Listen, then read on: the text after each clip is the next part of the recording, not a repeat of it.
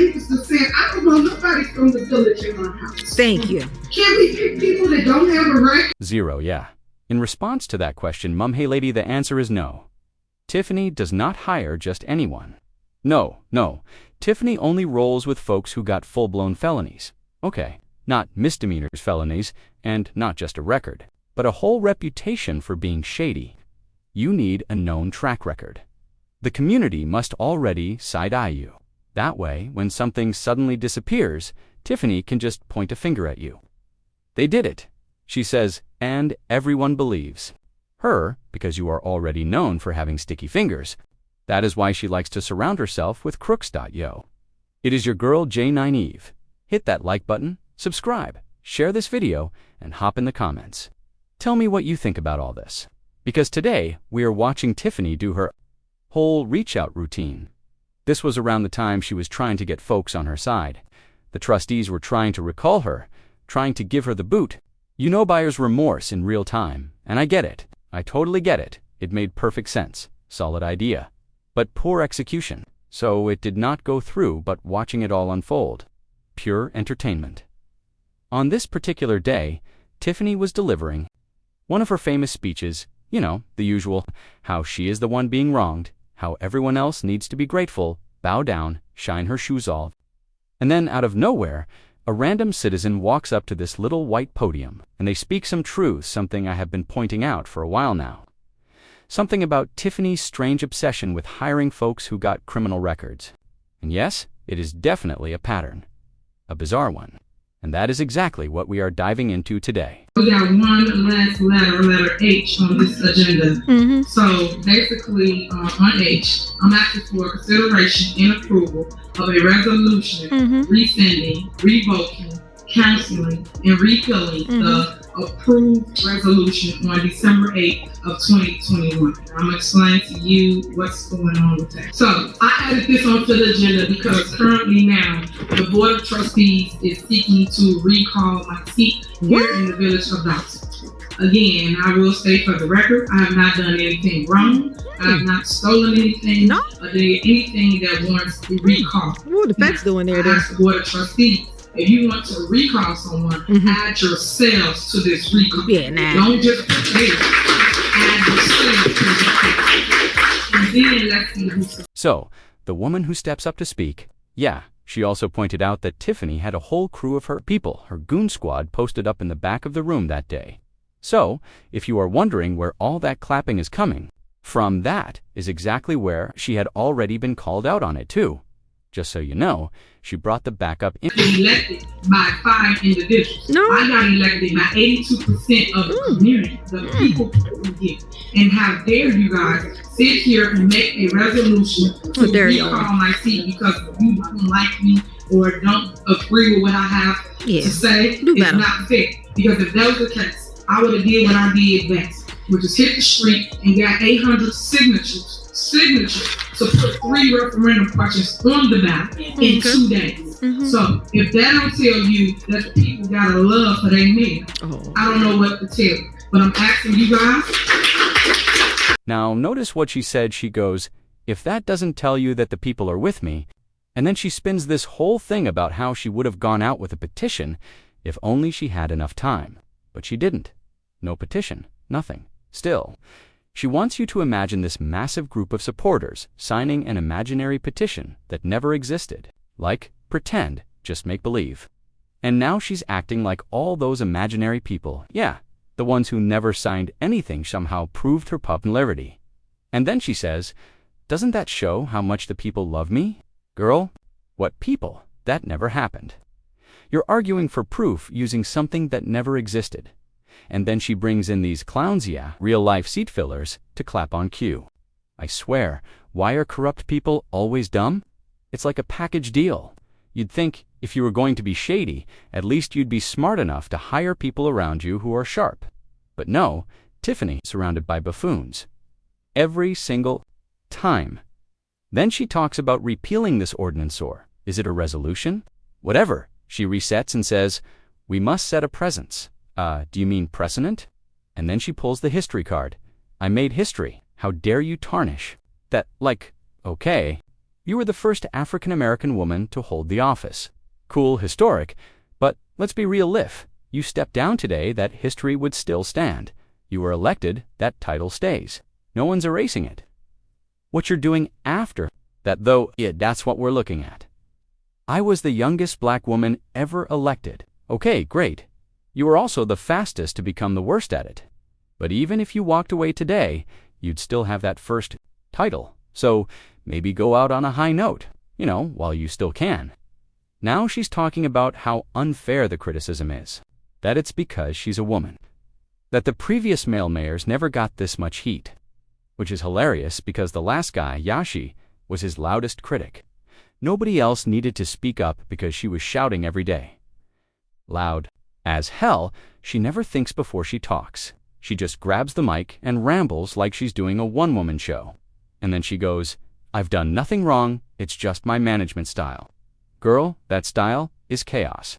And then she wishes that trustees like Ed Steves, Jason House, or Tammy Brown had stood up when residents were begging for help. But they didn't. No one did. And guess what? You were supposed to be that person. You were supposed to be the one who stood up. And those little minions she keeps around her. Like that one dude, what's his name? Robert. You know the guy with the weird walk and the awkward posture. That guy, he used to sit right next to her, nodding like a bobblehead too. Everything she said, now he's in Thornton Township's finance office or whatever. Another loyal soldier in the Yes Mom brigade. She built herself a little team of Perutz people who just echoed whatever she said and let her lie on whoever she wanted. And now she's up there saying, "I took that seat fair and square. If you want me gone, wait for the next election." Like Okabut, there's also something called accountability. And guess what? People are tired of waiting. So then House actually makes a decent point. Says, let's repeal this resolution. Motion? Anyone? Silence. Then, hilariously, he tries to motion to save her. Second, anyone, of course Holmes. Always Holmes. Desperately. Loyal, for reasons we will not speculate on, except, well, some rumors say keep your drinks covered around that one. Allegedly, just saying. And what's wild is watching these paid clappers in the room. We support you, girl. Like, do you, though? Or are you waiting on your check? These people were hired to yell that Tiffany's acting like it's real love. Sis, that's delusion. Mic check. Silence again. So, long story short, the trustees still want the recall to go forward. And honestly, I wish there was a way for us the people to recall them too. Like, this woman right here, see her in the corner. And this guy next to her, he didn't even clap. You know why? Because all the noise is coming from her planted crew in the back. Now this woman's about to spill the tea. She's going to expose all of it. We'll be victorious, she says. Meanwhile, Tiffany's like, I keep elevating. Everyone's just jealous. Girl, stop. People sat quietly for years while the real corruption went unchecked. And now they're talking because you brought it to their front door. And now she's mad about being in the headlines. It's not fair. They're only doing this because they dislike me. Like, no, you're missing the point. They dislike your corruption. That's why you're in the headlines. You made yourself the story. It's not about facts, she says, just personal attacks. Oh, please. Every journalist who tried to talk to her, shut out. You know who they all wanted to interview? Tiffany. You know who never showed up? For the interview, Tiffany, and when she did finally talk, it was to Tommy Giond. She did not even show up properly. Sent her boyfriend and a backup dancer to handle it. Dumb move, her boyfriend, not the sharpest tool in the shed. Now hold up, did you hear that? Bam, bam, bam, what was that supposed to be? That sounded like a threat. Oh, come on, that sounded like a threat. I'm just saying that's how it came off. Meanwhile, Tiffany's back there hiding, acting low-key, and then what does she do? Plays her own song for Tommy G. But here's the kicker: the lyrics in the song completely contradict what she told him in the interview. She sat there and told Tommy G, I do not know anything about a Tahoe. I do not own a Tahoe. I do not ride in a Tahoe. Then she turns around and sings, We roll around in a Tahoe from Vegas to Chicago. Girl, what? Tiffany is dumb. And I do not say that lightly. I mean, Tiffany is capital D dumb. She is not regular dumb. She is ready for prison dumb, prison grade stupidity. Then she says, get the facts before you write. Like anybody ever even gets a chance to ask her for the facts. No one reaches out to the mayor because she shuts them down. Nobody can get a statement. Nobody gets a meeting. But now suddenly, she's all about transparency. Okay then, this woman named Stella steps up to speak. Real woman, real energy, she says. Good evening, Mayor. I know you're talking about this block-by-block program. That's cool and all, but we need to talk about real stuff like water bills.